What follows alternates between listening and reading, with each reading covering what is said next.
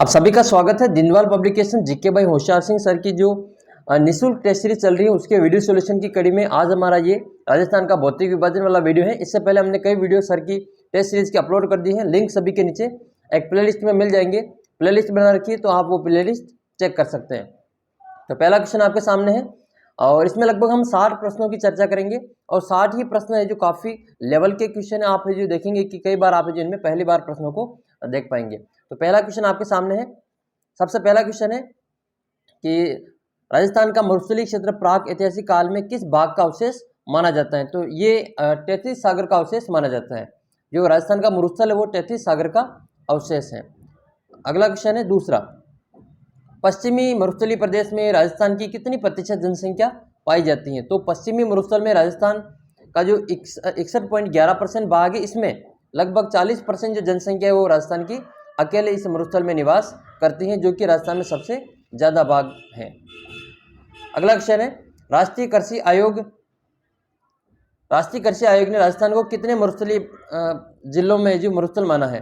तो राजस्थान की जो 12 जिले हैं उनको मरुस्थलीय जिले माना है। 12 जिले कौन कौन से? तो जैसलमेर, बाड़मेर, जालोर, ये पाली, नागौर, जोधपुर, बीकानेर, गंगानगर, हनुमानगढ़, चूरू, सीकर और झुंझुनू, इन सभी जिलों में जो मरुस्थल है। चौथा क्वेश्चन आपके सामने है, राजस्थान में रेतीले शुष्क और अर्ध शुष्क जो प्रदेश हैं उसको विभाजित करने वाली वर्षा रेखा कौन सी है? तो वो है 25 सेंटीमीटर वर्षा रेखा। 50 सेंटीमीटर जो वर्षा रेखा है वो राजस्थान को दो भागों में विभाजित करती है। नेक्स्ट क्वेश्चन है, राजस्थान का क्षेत्रफल की दृष्टि से सबसे छोटा भौतिक विभाग कौन सा है? तो जो दक्षिण पूर्वी का जो पठारी प्रदेश है ये राजस्थान का सबसे छोटा भौतिक भाग है। छठा क्वेश्चन है, राजस्थान के किस जिले में सभी प्रकार के जो बालुका स्तूप पाए जाते हैं? तो जोधपुर में सभी प्रकार के बालुका स्तूप पाए जाते हैं। अगला क्वेश्चन है सातवां, बालुका स्तूपों को जैसलमेर में स्थानीय भाषा में क्या कहा जाता है? तो स्थानीय भाषा में उनको दरियन कहा जाता है या फिर इनको हम दौरे भी कहते हैं, लेकिन जैसलमेर में इसका नाम है जो दरियन मिलता है। पश्चिमी मरुस्थल प्रदेश की मिट्टी कैसी है? तो रेतीली बलुई मिट्टी है पश्चिमी रेगिस्तान की मिट्टी। राजस्थान के किस जिले में कुबड़ पट्टी फैली हुई है? वैसे तो कुबड़ पट्टी ये दो जिलों में फैली हुई है, नागौर और अजमेर, लेकिन सर्वाधिक जो कुबड़ पट्टी है वो आपके नागौर जिले में मिलती है। ये नागौर के जायल से अजमेर के पुष्कर तक भाग में फैली हुई है। इसका कारण क्या है कि जल में जो फ्लोराइड की मात्रा ज़्यादा होने के कारण यहाँ के जो लोग हैं वो फ्लोरोसिस रोग से जो ग्रसित हैं। और फ्लोरोसिस रोग में क्या होता है कि हड्डियाँ टेढ़ी हो जाती हैं, कमर झुक जाती हैं, इसलिए इस भाग को जो कुबड़ पट्टी भी कहते हैं। कुबड़ पट्टी का मतलब यहाँ पे बांका पट्टी है, यानी कि लोग है जो बांके हो जाते हैं, कुब्बड़ पट्टी के रूप में इसको जाना जाता है। प्रश्न में विकल्प एक ही जिला होने पर नागौर सही करना है और दो दो जिलों का विकल्प होने पर नागौर और अजमेर सही होगा। तो केवल आपको ये ध्यान रखना है कि अजमेर और नागौर दोनों ऑप्शन में दे दें तो आपको नागौर सही करना है, और दोनों विकल्प जोड़े के रूप में दे रखे हो तो फिर आपको नागौर और अजमेर वाला विकल्प सही करना है। शेखावटी क्षेत्र में पशु जो चरागाह है उसके मैदान क्या कहलाते हैं? तो उनको बीड़ कहते हैं। उनको क्या कहते हैं? बीड़। ये घास के मैदान होते हैं, बीड़। ये बीहड़ क्या होता है? तो बीहड़ ये चंबल वाले बाग में पाए जाते हैं, बीहड़। नेक्स्ट है 11 नंबर क्वेश्चन, पवनों की दिशा में समकोण पर बनने वाले जो बालुका स्तूप है वो क्या कहलाते हैं? तो उनको अनुप्रस्थ बालुका स्तूप कहते हैं। समकोण पर काटते हैं, 90 डिग्री के कोण पे बनते हैं। राजस्थान के सर्वाधिक रन किस जिले में पाए जाते हैं? रन ये इसको फिर कह दो टाट, तो ये अपने जैसलमेर जिले में सबसे ज़्यादा पाए जाते हैं। अगला क्वेश्चन है 13 नंबर, पूर्णतः रेतीला मरुस्थल क्या कहलाता है? तो इसको इर्ग कहा जाता है। लाठी सीरीज किस क्षेत्र में मिलती है, किस जिले में मिलती है? तो ये जैसलमेर जिले में मिलती है। एक भूगर्भिक मीठे पानी की जल पट्टी है। कहाँ से कहाँ तक मिलती है? तो जैसलमेर जिले में पोखरण से मोहनगढ़ तक भारत पाक सीमा की जो रेड क्लिफ रेखा है इसके सहारे 80 किलोमीटर की है पृथ्वी के अंदर बहती हुई मीठे पानी की एक जलधारा है, जिसको भूगर्भिक जल पट्टी या फिर लाठी सीरीज के रूप में इसको जाना जाता है। और इस लाठी सीरीज की विशेषता यहाँ यह है कि यहाँ पे जो सेवन घास उगती हैं, इसी लाठी सीरीज के ऊपर जो सेवन घास देखने को मिलती हैं। 56 की पहाड़ियाँ कहाँ स्थित हैं? तो 56 की पहाड़ियाँ जो है वो आपके बाड़मेर जिले में आती हैं। 56 की पहाड़ियाँ सिवाना से जो मोकलसर का जो भाग है 11 किलोमीटर तक का, वो गोलाकार पहाड़ियाँ हैं और ये 56 की पहाड़ियाँ कहलाती हैं। ऐसा माना जाता है कि यहाँ पे 56 जो छोटी बड़ी चोटियाँ हैं इसके कारण इसको 56 की पहाड़ियाँ कहते हैं। एक प्रश्न आपको बताने कि 56 का मैदान किसे कहा जाता है? 56 का मैदान कहाँ पे है, किन किन जिलों के बीच में ये फैला हुआ है। तो 56 का मैदान कहाँ पे है, आप कमेंट करके ये बताना इसका आंसर। मैं आपको जो भी क्वेश्चन पूछता हूँ उनका आप कमेंट करने की कोशिश करना, उत्तर देने की कोशिश करना, आपको काफ़ी फायदा होगा परीक्षा में, देख लेना इस बात को। 16 नंबर क्वेश्चन है कि राजस्थान के किस क्षेत्र में बालू का स्तूप मुक्त क्षेत्र पाया जाता है। ये बालू का स्तूप मुक्त की बात हो रही तो फलोदी, पोखरण और बालोतरा वाला जो इलाका है ये बालू का स्तूप से मुक्त है। राजस्थान में सर्वाधिक गतिशील और अर्धचंद्राकार जो बालू का स्तूप है उनको क्या कहते हैं। तो बरखान जो है वो अर्धचंद्राकार बालू का स्तूप कहलाते हैं। मरुस्थली प्रदेश में उत्तर पूर्वी जो ऊंचा भाग है वो क्या कहलाता है। तो मरुस्थली प्रदेश का जो उत्तर पूर्वी ऊंचा भाग है उसको थली कहा जाता है। राजस्थान में मंगरा क्षेत्र विकास कार्यक्रम बहुत ही महत्वपूर्ण कार्यक्रम है। ये मंगरा क्षेत्र विकास कार्यक्रम 2005-06 में ये शुरू हुआ था। और राजस्थान की जो मध्य भाग है, दक्षिण और मध्य भाग, इसके 5 जिले इसमें शामिल हैं। अजमेर जिला शामिल है, भीलवाड़ा, पाली और राजसमंद और चित्तौड़गढ़। ये बहुत ही महत्वपूर्ण कार्यक्रम है, इसको आप याद कर लेना 5 जिलों को। प्रश्न ऐसे पूछा जाएगा कि कौन सा जिला मंगरा क्षेत्र विकास कार्यक्रम में शामिल नहीं है। तो 5 जिले आपको याद करने, अजमेर, भीलवाड़ा, पाली, राजसमंद और चित्तौड़गढ़। तो 16 विकास खंडों में इस कार्यक्रम को संचालित किया जा रहा है। डूंगरपुर और बांसवाड़ा के मध्य का जो भाग है वो क्या कहलाता है। तो डूंगरपुर बांसवाड़ा के मध्य का भाग वो मेवल के नाम से जाना जाता है। नेक्स्ट क्वेश्चन है उदयपुर का जो उत्तर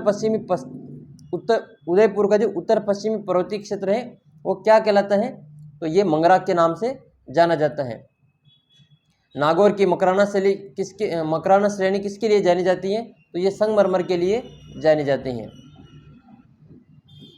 पीडीएफ के लिए आप टेलीग्राम ग्रुप ज्वाइन कर सकते हैं, लिंक मैंने दे रखा है नीचे डिस्क्रिप्शन बॉक्स में, तो आप वहाँ से इसको ज्वाइन कर सकते हैं, आपको पीडीएफ वहाँ पे मिलती है प्रतिदिन। किस नदी का प्रवाह क्षेत्र गौड़वाड़ प्रदेश कहलाता है। तो लूनी नदी का जो अपवाह क्षेत्र है वो गौड़वाड़ के नाम से जाना जाता है। और अगला क्वेश्चन है आपके, खड़ीन सिंचाई सर्वाधिक कहाँ पे होती है। तो खड़ीन ये पालीवाल ब्राह्मणों के द्वारा एक परंपरागत सिंचाई पद्धति है जो कि जैसलमेर में संचालित है। रेतीला शुष्क क्षेत्र या फिर राजस्थान में जो बांगर जो प्रदेश है वो किस भौतिक भाग का उपविभाग है। तो रेतीला शुष्क क्षेत्र और राजस्थान बांगर ये पश्चिमी मरुस्थली प्रदेश के उपविभाग हैं। राजस्थान का जो पश्चिमी मरुस्थली क्षेत्र है इसको मुख्यतः 2 भागों में बांटा जाता है, एक तो शुष्क मरुस्थलीय प्रदेश में और एक अर्ध शुष्क मरुस्थलीय प्रदेश में। तो अर्ध शुष्क जो मरुस्थलीय प्रदेश है इसको राजस्थान बांगर के नाम से जाना जाता है। निम्नलिखित में से असंगत युग्म को चुनाव करना है। पथरीला मरुस्थल इसको हम्मादा कहते हैं और मिश्रित मरुस्थल को रेग कहते हैं, रेतीला मरुस्थल को इर्ग कहते हैं। ये तीनों ही सम्मिलित है, इसका मतलब ऑप्शन नंबर डी इसका करेक्ट आंसर होगा। रेगिस्तान का मार्च, ठीक है, मार्च ऑफ डेजर्ट, रेगिस्तान का प्रसार, इससे क्या मतलब है। तो रेगिस्तान का आगे बढ़ना ये रेगिस्तान का मार्च कहलाता है। और जैसलमेर का जो नाचना गांव है, जैसलमेर का नाचना गांव, और नाचना यहाँ की ऊँट की भी एक किस्म है, तो ये भी आपको ध्यान रखना है। रेगिस्तान के प्रसार के लिए, रेगिस्तान के मार्च के लिए जाना जाता है जैसलमेर का नाचना गांव। पवनों की दिशा के समांतर बनने वाले जो बालू का स्तूप है वो क्या कहलाते हैं। तो वो जो समकोण पर बनते हैं वो तो है अनुप्रस्थ, और जो समांतर बनते हैं उनको अनुदैर्ध्य बालू का स्तूप कहा जाता है। राजस्थान के छोटे क्षेत्र में उत्पन्न वायु भंवर चक्रवात को स्थानीय भाषा में क्या कहते हैं। तो उसको बबूलिया कहते हैं। क्या कहते हैं उसको, बबूलिया। हम सभी जानते हैं उसको भूत बबूलिया कहते हैं, भूत भूताड़िया कहते हैं उसको। तो ये राजस्थानी भाषा का तो मतलब भी कुछ और है, हम बोलते जरूर है दूसरी भाषा, लेकिन वो मज़ा नहीं है जो हम राजस्थानी भाषा बोलते हैं। जो अपनी क्षेत्रीय भाषा बोलते हैं उसका तो बोलने का आनंद ही कुछ अलग है। ये आप तब महसूस करेंगे जब आप अपने क्षेत्र से बाहर जाएंगे। जब आप अपने क्षेत्र से बाहर जाएंगे और वहाँ पर अपनी भाषा बोलता हुआ कोई आपको मिलेगा, तब आपके मन में एक अलग ही सुकून मिलता है और उसको आप शब्दों में बयां नहीं कर सकते। तो राजस्थानी भाषा का तो एक बहुत ही अलग महत्व है। तो राजस्थान के पश्चिमी भाग में आने वाले जो चक्रवात हैं वो भंवर जो होते हैं उनको बबूलिया कहते हैं, या फिर इसको बतूलिया कहते हैं, बमुलिया कहते हैं, भूत भूताड़िया कहते हैं। ये सभी जो इन्हीं के नाम हैं। कितना अच्छा लगता है जब हम अपनी जो क्षेत्रीय भाषा के जो शब्द हैं वो हम बोलने या फिर किसी के मुंह से हम सुनते हैं। 30 नंबर क्वेश्चन है, राज्य का जो सर्वाधिक उपजाऊ भौतिक विभाग कौन सा है। तो पूर्वी जो मैदान है वो सबसे ज़्यादा उपजाऊ भाग है और इसको अन्न का भंडार कहते हैं। सबसे ज़्यादा जो अन्न का भंडार है इसी को कहा जाता है। वैसे अन्न का जो कटोरा है वो अपने श्री गंगानगर जिले को कहा जाता है। राजस्थान में डांग क्षेत्रीय विकास कार्यक्रम महत्वपूर्ण कार्यक्रम है। ये भी 1994-95 में शुरू हुआ था। राजस्थान के 8 जिलों में ये संचालित है। राजस्थान के 2 संभागों में ये संचालित हैं, 8 जिलों में ये संचालित हैं। डांग क्षेत्रीय विकास कार्यक्रम 1994 से 1995 में शुरू हुआ था और इसमें 2 संभाग आपको याद करने हैं। 21 पंचायत समितियों की 357 ग्राम पंचायतें आपको संख्या याद करनी है। 2 संभाग कौन कौन से? एक तो आपको भरतपुर संभाग याद करना है और एक आपको कोटा संभाग याद करना है। इन दोनों संभागों में एक डांग क्षेत्रीय विकास कार्यक्रम 1994-95 से शुरू किया गया। इन दोनों संभागों के 8 जिलों में इनकी 21 पंचायत समितियों की 357 ग्राम पंचायतों में ये योजना यह कार्यक्रम शुरू किया गया है। अगला क्वेश्चन है 32 नंबर कि अरावली पर्वत और दक्षिण पूर्वी पठारी का जो हाड़ौती पठार है वो किसका अवशेष माना जाता है? तो वो गोंडवाना लैंड का अवशेष माना जाता है। तो कर्नल जेम्स टोड ने मंदिरों की अधिकता होने के कारण आबू को हिंदू ओलंपस कहा, यानी कि हिंदुओं का उसको स्वर्ग कहा है। कर्नल जेम्स टोड को कौन नहीं जानता? घोड़े वाले बाबा के नाम से इनको जाना जाता है। और इनके गुरु का नाम अगर आपको कहीं पता हो, कर्नल जेम्स टोड के गुरु का नाम क्या था?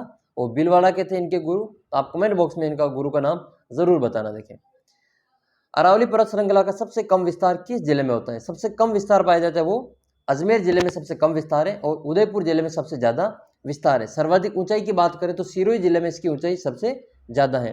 राजस्थान में अरावली पर्वतमाला की जो लगभग 80% भाग जो अरावली का है वो अकेले राजस्थान में है, ठीक है। और 550 किलोमीटर होता है 80%। तो राजस्थान की कुल लंबाई कितनी, इस अरावली पर्वतमाला की कुल लंबाई कितनी है वो आप कमेंट करके बताना। नेक्स्ट क्वेश्चन है 34 नंबर कि शहर के आसपास पहाड़ियों को तस्तरीनुमा क्षेत्र गिरवा के नाम से जाना जाता है। तो गिरवा ये उदयपुर में आता है और उदयपुर में ही एक स्थान ये देश हरों के नाम से जाना जाता है। जरगा और रागा पहाड़ियों के बीच में जो देश भर हरा भरा रहने वाला जो स्थान है उसको देश हरों के नाम से जाना जाता है। और मंगरा जो कार्यक्रम जो क्षेत्र है वो भी आप उदयपुर से ही संबंधित है और ये गिरवा है ये भी आपके उदयपुर से ही संबंधित है। एक आपको एक प्रश्न और बताता हूँ मैं कि उदयपुर जिले में एक कृत्रिम झील है जिसको हम ये राजस्थान की सबसे बड़ी कृत्रिम झील है जयसमंद झील। जयसमंद झील के आसपास में जो कटा छटा विच्छेदित पठार है वो किस पठार के नाम से जाना जाता है? आप कमेंट करके जरूर बताना इसका उत्तर भी। 35 नंबर क्वेश्चन है आकृति एवं संरचना की दृष्टि से किस पर्वत श्रृंखला की तुलना संयुक्त राज्य अमेरिका के अपलेशियन जो पर्वत श्रृंखला है उससे की जाती है? तो इस आकृति और संरचना की दृष्टि से अपना जो अरावली है जिसको राजस्थान की जीवन रेखा के रूप में इसको जाना जाता है क्योंकि इसी के कारण जो राजस्थान के पूर्वी भाग में बारिश होती है।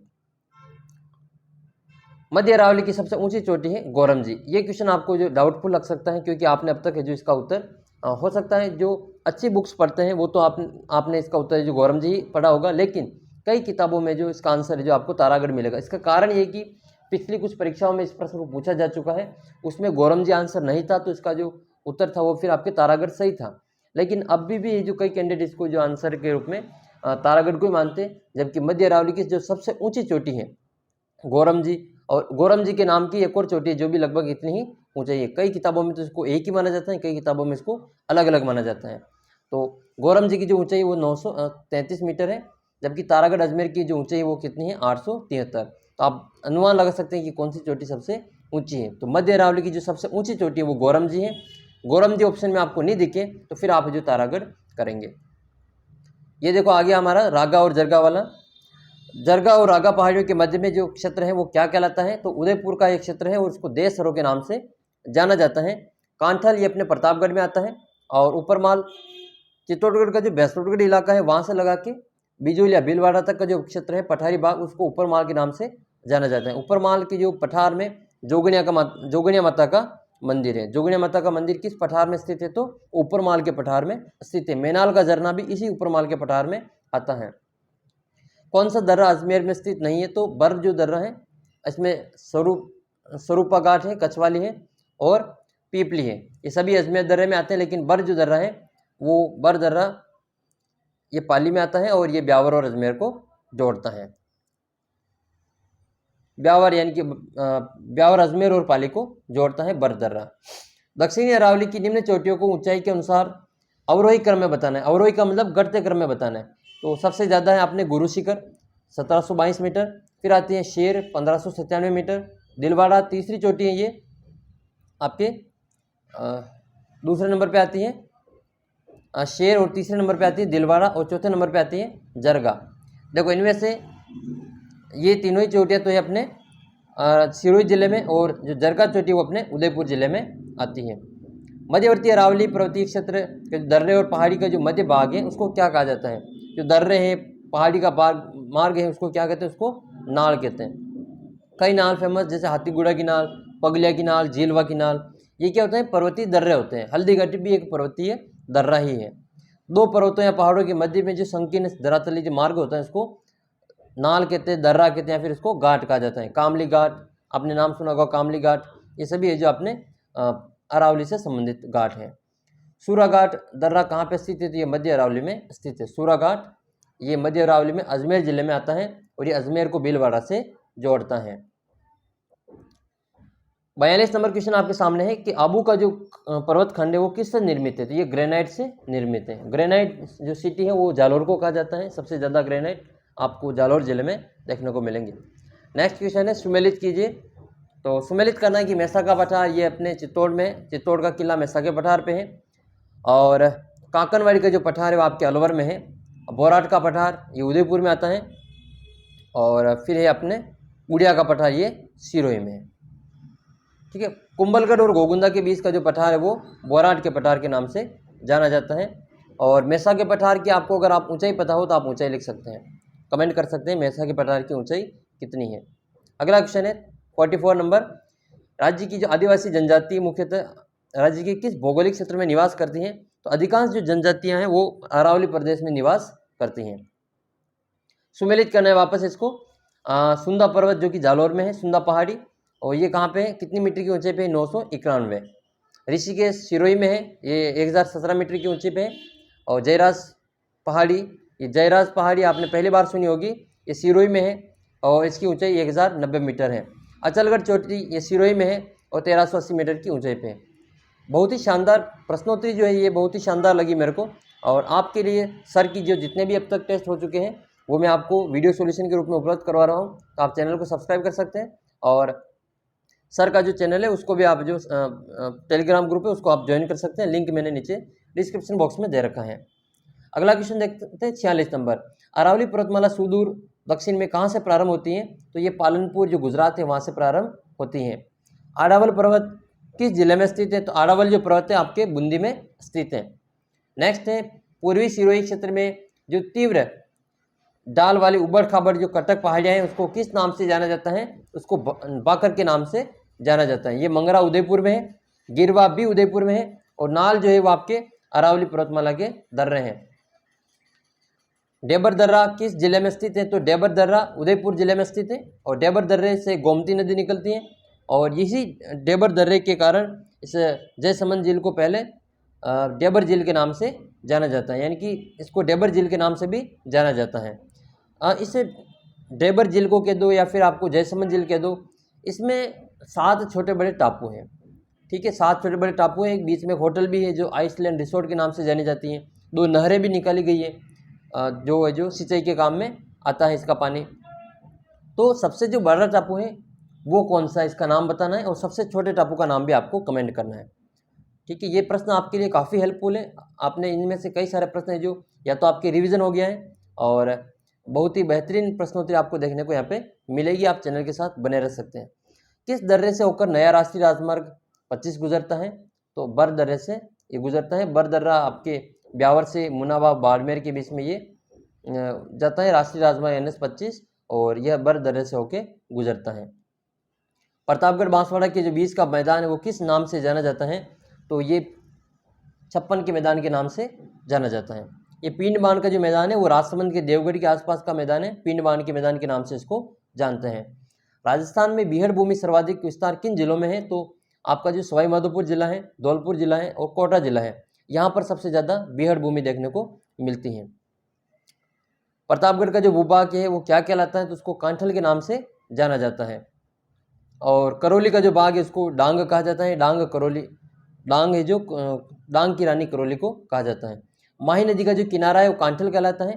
प्रतापगढ़ का नाम कांठल था, और इसी माही नदी के बहाव क्षेत्र के इलाका है जो कांठल का मैदान कहलाता है। अच्छा, कांठल का ताजमहल किसे कहते हैं? कांठल का ताजमहल किसे कहा जाता है? कांठल का ताजमहल किसको कहते हैं? आप कमेंट करके बताएंगे इसका भी उत्तर।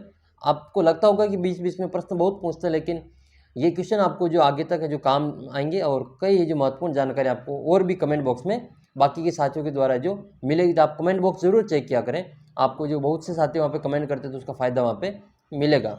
हो सकता है कि एक प्रश्न भी आपके काम आ जाए और परीक्षा में वो आपको वैसे वैसे मिल जाए। तो बहुत महत्वपूर्ण चीज़ है ये।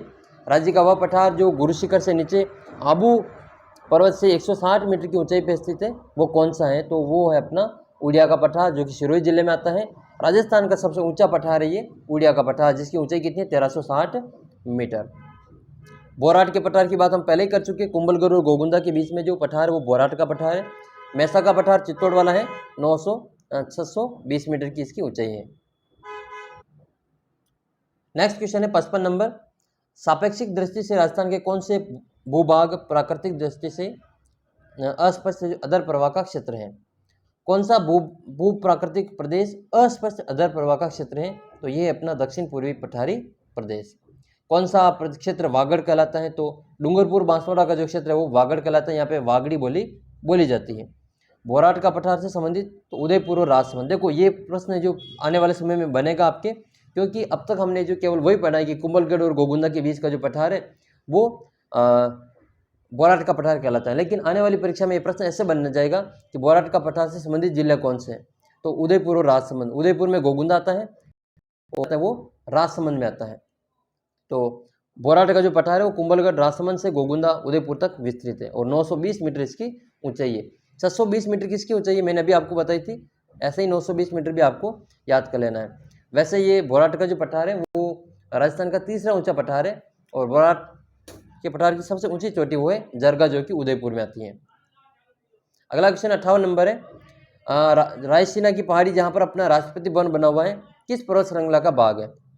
तो अरावली पर्वत जो गुजरात के पालनपुर से दिल्ली की जो रायसीना की पहाड़ी वहाँ तक फैली हुई है, और 692 किलोमीटर इसकी टोटल लंबाई है। इनमें से 550 किलोमीटर की लंबाई अपने राजस्थान में है, जो कि सिरोही के खेड़ ब्रह्मा से झुंझुनू के खेतड़ी तक विस्तृत है, और टोटल इसमें 80% भाग जो है वो राजस्थान में फैला हुआ है।